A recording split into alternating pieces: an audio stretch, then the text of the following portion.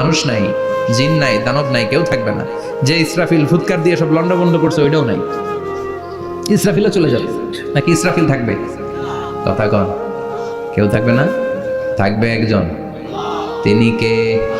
কুল্লু মান আলাইহা ফানি ওয়া ইয়াবকা ওয়াজহু রাব্বিকা যুল জালালি ওয়াল ইকরাম ফাবিআইয়ি আলাই রাব্বিকুমা তুকাযযিবান।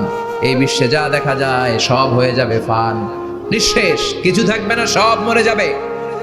থাকবে শুধু একজন সত্তা। চিৎকার করে বলেন, তিনি কে?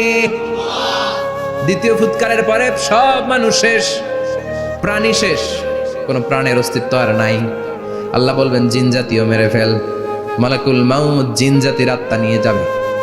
আমাদের যেমনি আল্লাহ রুহু কবজ করে, জিনদেরও কিন্তু মালাকুল মাউতের মাধ্যমে রুহু কবজ করা হয়, জানেন? ওমা খলাকতুল জিন্না ওয়াল ইনসা ইল্লা লিয়াবুদুন। এই দুইটা জাতিকে আল্লাহ তাআলা ইবাদতের জন্য তৈরি করেছে। কবরে যে আযাব হয়, এই দুইটা জাতি শুধু দেখে না, বাকি সব প্রাণী দেখে। কবরে যে পাখিগুলো বসে, পাখি কিন্তু দেখে নিচে কি হয়, হোয়াটস হ্যাপেনিং ইনসাইড, সব সে দেখে।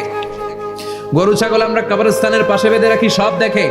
গায়রাস সাকালাইন, শুধু মানুষ আর জিন ছাড়া, ঠিক কি না? এজন্য মাঝে মাঝে দেখবেন কবরস্থান থেকে গরুর রশি ছিঁড়ে গরু দেয় দৌড়, ছাগল দেয় দৌড়, দেয় না? কারণ সে সব দেখে।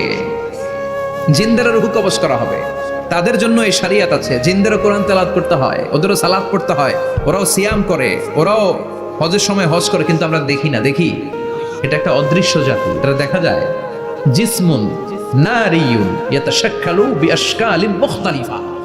এটা আগুনের তৈরি একটা সৃষ্টি, যেটা যখন যে রূপ ধরতে চায় ওই রূপ ধরতে পারে।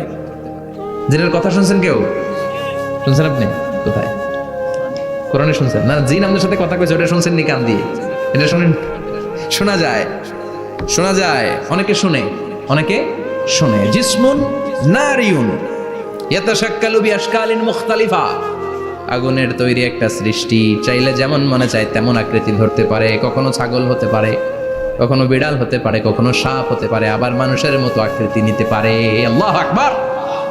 আল্লাহ বলবেন, মানুষ শেষ, এবার জিনদের রূহ কবজ কর। সব জিনদের রূহ কবজ হবে।